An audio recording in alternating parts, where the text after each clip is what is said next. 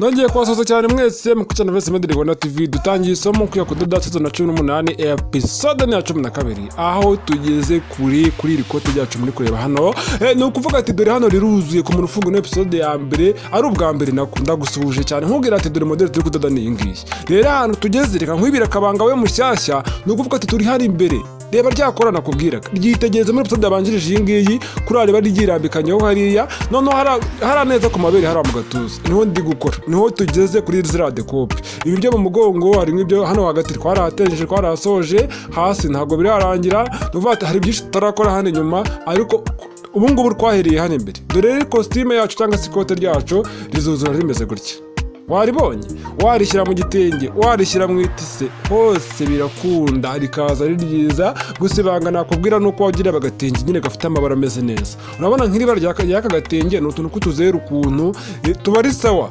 ntuzarebe igitenge ngo gifite amabara ngo y'imirongo igiye ahagaze ngo ibiki hoya hari igihe ubikora kuri ugasanga ari nk'amabara yajya ahingama agiye yinjiranamo ugasanga yibaye ibibazo niyo mpamvu nkubwira ati sasa rero nta gutinda reka nkwereke bimwe mu byaranze rino somo cyangwa se mu bizayiranga ku muntu utangiye episode bwa mbere ahereye kuri episode ya mbere no kuvuga ati ibintu byose by'ibipimo kugabanya byose birabera muri episode ya mbere ibyo gushushanya byose gushushanya gukata gupima byose ni muri episode ya mbere nibishaka bizaza bimara amasaha 10 episode ya mbere nibishaka bizaza bimara iminota 10 muri episode ya mbere none ibindi byo guteranya kudura guhuza nama episode agace kamwe nkuko tugeze kuri kano gace kureba hano ni nakuru turi duce tugira tuza akantu ku kandi Reverse Medri Rwanda TV rero nyuma yo kureba incamake zigiye kugera ku musozo maze dukomeze aya ni amaboko yacu byose warabibonye ibyo ngi kwagiye tubikora dore aho tugeze ni hano ariko n'ubundi naho twaraharenze kubera ko twatangiye kuhahuza warabibonye nabyo dore ibi ngibi warabibonye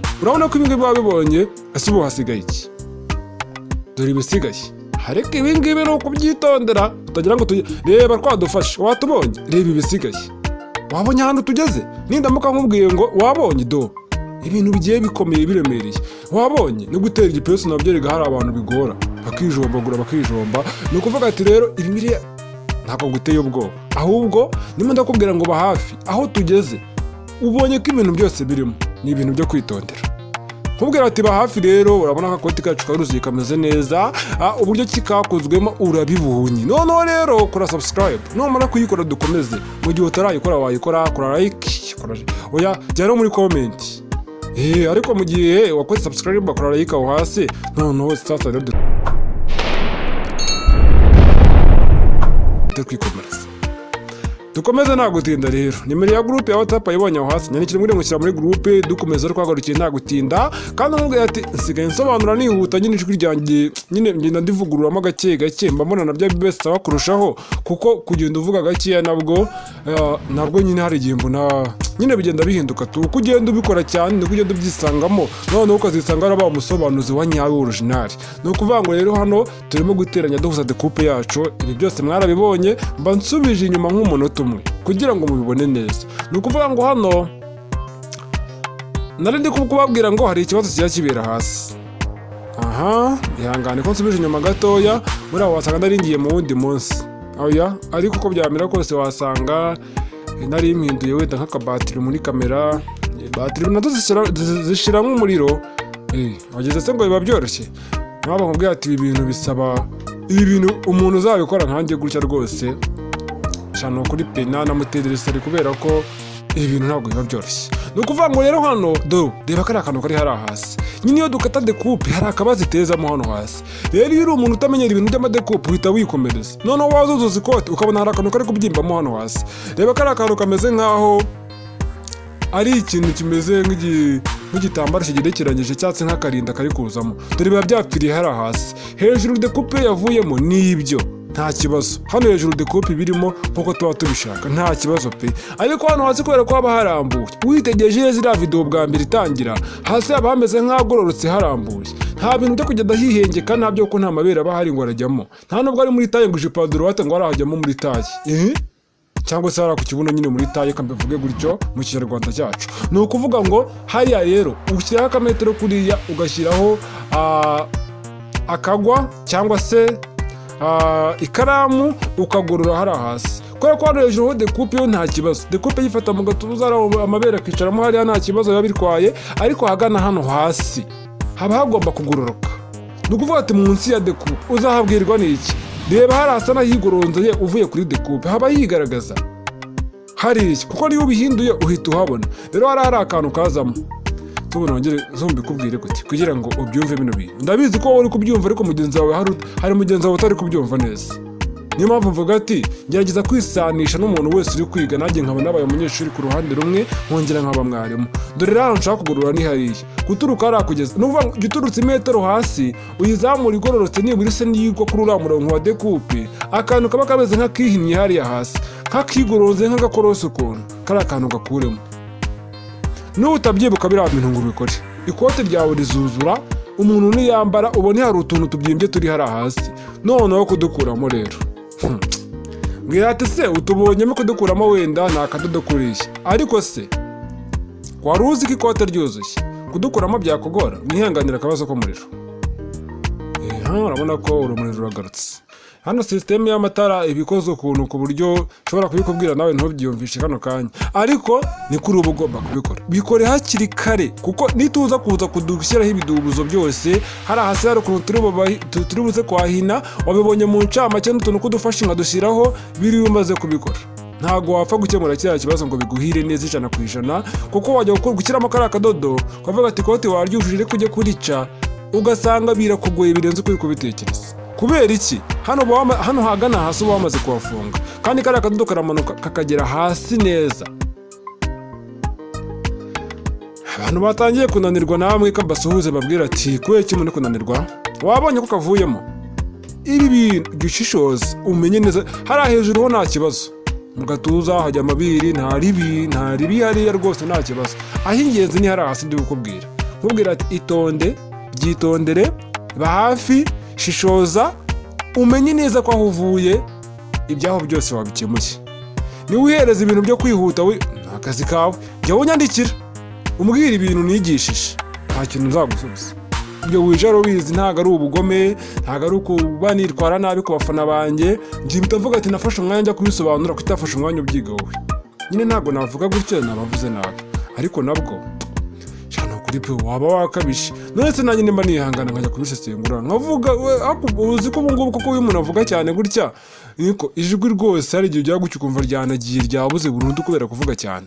Koko urumva naba navunitse, koko mba navunitse, niyo mpamvu nabo ugomba kwihangana ukabikurikirana akantu ku kandi. Hano rero ngiye kongera mfate ka gace kandi gasigaye ku gipande kindi cyo hirya. Ibya dobuje ndaza kubijyamo nyuma. Wabonye reba hari cyigore, waba vizina cyigore baba bitandukanye. Cyigore yo ntiwabona umwenda nyirizina, vizina yo hari ukuntu ureba ukagira ngo uri kureba nko mu kayungirizo ukajya ubona igitenge, ariko cyigore do ni kuri biba bimeze, wajya ngo ubigize kuri wajya n'agatambaro k'umweru aho gurambitseho gusa. None naho ngiye guteranya nturutse hasi kwa konti, ariko hari hasa n'ahigoronzoye. Ntabwo nakugira inama yo kubikemura mbere kuko bibera ku bipande bibiri. Ushaka kuvanga ibyiza ushaka kubanza ukabifatanya kuriya, wamara kubifatanya ukabona gukuramo cya kibazo, none ka kadodo ukaza kugakuramo nyuma nta kintu birwa bitwaye. Ibintu birumvikana, ni sawa, birimo kugenda, urimo kubifata. Ariko mujya muri comment mumbwire ko mwabonye isomo, cyangwa muri kubona amasomo menshi ku munsi mugatinya kujya muri comment. Muri kubitinyira iki? Mujya muri comment mumbwire ati isomo ry'uyu munsi ryari hatari. Kandi mwihanganira amagambo yanjye, hari igihe mvuga byinshi nyine kandi kuko biba binakira. Gusa hari abantu badakunda amagambo menshi, bakumva nyine mandi kubatesha umutwe, bakumva mandi navuga ibyo turi kwiga gusa, ibindi ngaceceka cyangwa mvuga gakeya. Hari n'ugeze kumbwira muri kera mu mwaka ushize ngo ibyo bibite byawe biba birimo se wajya ubikuramo. Ku mutima ndamwihorera, reka ako ni akantu kanjye nyine mba nasezemo. Nawe uzumva ino video yose uriya n'umuntu wagira gutya agakora kopi akajya kwa uploadinga kuri channel ye, byonyine ucyumva kano kabiti kari mudabati Universe Media Rwanda TV, n'umuntu yatubuye uyu muntu ari gufata amasomo y'abandi akajya kuyiyitirira. Rero kari akantu mba nagatambitsemo no ku bushake buriya. Icyambere kaba kabasusurutse muri cya gihe mba nacigetse mba ngiye kunywa ku mazi kuri ka gashyushyu nkunda. Icyo gihe rero usanga ako kabiti kaba karimo. Rero muri cya gihe umuntu ashaka kwitirira ibikorwa byanjye, nyine hari ukuntu umuntu aba yavunitse akitanga, ukabona hari umuntu uje wenda downloadinga na uploading, ntabwo bizaguhira. ntago byaguhira pe, cyane cyane ko hano banani ivuga cyane. Ubwo tuko kireka nawe ujye ukajya uvuga ati nawe witiranwa nanjye uri Valens Made in Rwanda TV. Ariko ubundi amazina yanjye ya nyayo murayazi, n'ubundi ni Valens, ariko urumva ko izina noneho ry'akazi cyangwa se rya channel yanjye, urumva ko umva iryo zina ahubwo ni naryo yewe nanarishyira no kwiranga muntu bibaye ngombwa, Valens Made in Rwanda TV. Hano rero nuko akabazo tugiye kugakuramo, wabibonye hano hantu nyabuneka hitondere. Nimba kandi kano kabazo nkuyemo hano saha gusa no kuri yaduburire naho kagomba kuvamo, kandi cyitonderwa ntago wagakuriramo mwikata. Reka icyo gihe ushaka kujya gufata umwenda wawe ukajya kuwunusura ukawica, none wa muntu uri no kwiga atabimenyereye, genda ubikore urebe ibikubaho. Ni ukuvuga ngo ushobora guhita wica ugasanga urawunusuye cyane ngo ubura ngo nakavanyemo, gusa ko mbona bimeze nk'ibigihengamye ngo kanongere mfatemo gato, ariko se ko mbona nafashemo kinini nguzuka ahubwo ninjiyemo cyane we, reka nongere mfatemo n'ahandi kugira hose mbigabanyirize rimwe. Sibyo nakubwiraga ugasanga urawica. Niyo mpamvu nkubwira ati ngiye rero kuri byabereye mu ikata birekere kuriya, utu tubazo nk'utu uzajya udukemurira mu iteranya. Ariko se abantu mutari kuntera inkunga bimeze gute? Ko nta kintu muba murimo kumbwira koko muriyigira mwanaza mukikomereza mu gatuza rwose, kandi icyo mutazi pe, hari abantu bataba batekereza ko buriya n'amaso. Iyo mbabwiye ati bino byose byavuye mu nkunga zanyu, wenda wowe wasanga wenda utaranabigeraho utarakora, ariko se nk'ayo wundi wenda nyine wumva ko wenda igihumbi ntabirenze, reka buriya si ngombwa ngo banze umbwire ngo wari uzi ko nohereje ngo igihumbi neza ngo bimeze gutya. Hariya rero ka kadodo ka mbere hariya mpitaho ngakuramo ka kadodo nyine ka mbere ndakeneye, ka kandi ka original nsizemo mu kanya nkakarekeramo. Hariya ariko nabikoze nabi, hariya nabifatiye rimwe sha, ntabwo nafashe ikidubuzo ngo gishyire ukwacyo, nahise ko nteraho kuri hano hejuru bitewe n'ukuntu tuba turi kuganira, kandi ngiye nkora video ntabwo nyikora ndi no kubikora ku mashini. Reka ngira igihe cyo gusobanura, nkagira igihe cyo gufata amashusho. Abantu benshi bajya babyibazaho, hari n'abantu bakunda kubimbaza ngo ese ubundi ko tutari kumva imashini iri kuvuga cyangwa iri gusakuza, ubundi ubwo budodera hehe? Aho udodera ntabwo ari gusobanurira, ntabwo ibyo bintu bibaho, ntabwo byakunda. Ubwo se nimba nibereye ku muhanda ahantu wenda kwiseta ni urugero, abantu bakunda abatayira benshi bakunda gufata ngo amaseta da, basanga ari ahantu imbere y'iduka, imbere y'umuryango runaka, iterekeye akamashini hanze, wowe wibereye ku muhanda. Mu gihe ndi kwifatira amajwi nsobanura nkabona urukamyo ruratambutse rusakuza, kwa kundi ruba ruvuga noneho, cyangwa se ikimashini cyangwa n'izindi modoka, cyangwa hari ibimoto noneho bisakuza noneho mananye moto igatambuka noneho n'umuntu urwara umutima, umva avuga ati nukuri ko Imana umuntu arantamukiye. Aho kubera iki ngiye biriya bintu bisakuza sinanabikonda. Ni ukuvuga ngo rero muri ubwo buryo ntasobanurira nyine ahantu. Niyo mpamvu ibintu nk'ibi iyo bibayeho ukabona hari aho nabikoze nabi, mutamabwira ati mwihangane ntacyo mfite nabikoraho. Ibintu byo kujya gukata biriya bintu byangora, reka mba nkora video nyinshi, ntabwo nabona umwanya wo kujya kuvuga ngo reka ngiye kureba ka video nsubiremo, yaba ari video imwe nzasohora rimwe mu kwezi, nayisubiza muri system nk'inshuro 100 mbere yuko ngisohora. Ariko umenye ko kuri muri sohora video enye, ejo zizaba ari 8, ejo bundi zizaba ari 12, ibaza video zose. Ariko wabonye ko nagakuyemo ka kabazo ni biriya nta bindi. Ku muntu wari uvuze ati ese kubera iki biriya by'ikidubuzo byari rufatikanyije kuki utabidusobanuriye ngo tubimenye? Bose koko ni wabibonye koko ubu ugeze ku rwego rwo gukora ikote, urashaka kumbwira ko ndutono ko kudubura? Ndega buriya agatego ka mbere nabateze nabahaye isomo ry'ijiri, mwari mubizi ibintu byinshi byagiye bibera mu ijiri, nshaka nanakwicegekera. Wenda ibi ngibi ntibyabereyemo, ariko nk'uya mifuka buriya tuyigezeho ngataruka koko. Hari umuntu wambwiye ati kuki utarutse imifuka kandi tuyeze? Hako nyine erega buriya amakoti yose nta nubwo agira imifuka, wari ubizi? Oya, amakoti yose ntabwo agira imifuka, utazagira ngo nite nyine imifuka nayo yongera ubwiza pe. Umuntu utayisizeho nawe wenda ariko navuga ati wenda uriya muntu wenda yamaye amafaranga make, namubwira ati nta mifuka nzashiraho tubyumvikanaho, mu gihe utayisizeho ujye ubivugana na nyiraryo nibura bimenye, utazamutunguza ikoti ridafite umufuka akaryanga. Mubwira ati kubera rero amafaranga yawe ntabwo byavamo, gusa nyine reka nzarikore, ariko nzashyira imifuka y'inyuma gusa, imbere nyireke cyangwa yose nzayireka. vuga ati muri se nzabashyira mwiki cyambere siko nzaba niyambara agakote. Hari n'abashyiraho udutambaro hejuru dupfuka imifuka tw'imirimbo nta mifuka irimo. Ibyo nabyo tuzabyiga tumenye iriya mifuka igeretseho akantu hejuru bayikora gute, biba bimeze gute. Ni ukuvuga ati wowe icyo usabwa ba hafi ujye ukurikirana ibyo nkora akantu ko kandi, kuko nujya kure bizagucika, nigucika ntabyo uzabona. Harandi gukuramo ka kadodo kadafite umumaro, ka kandi nyine twatesheje agaciro mu kanya kubera ko katunye hari ibipande byigoreka.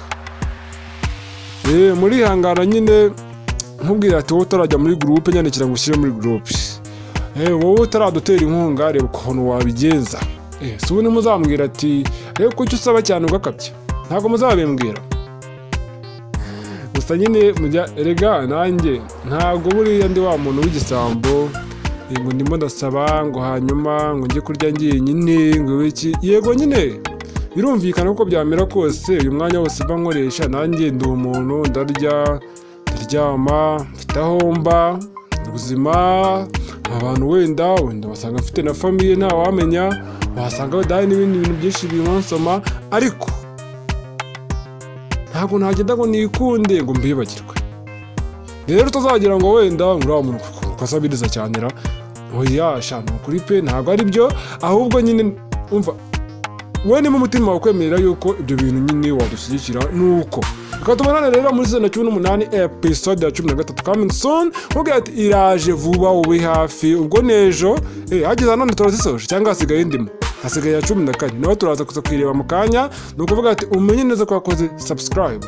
Nimero y'inkunga ngiyaho ngaho guteranya 2 ku muntu ushobora kubona MTN akaba yayikoresha rwose nta kibazo, koresha iyo nimero guteranya 2 081 amazina ni Valence. Urabona Valence ubona n'irindi zina, ukibonamo Valence biraba ari ibyo. Ukeneye ibindi bisobanuro wenda kumbwira ati ndashaka gutera inkunga ariko nyandikira kuri WhatsApp nturi bunsange. Bye rero ndabakunda cyane, tubonane mu kanya mu gace ka 13.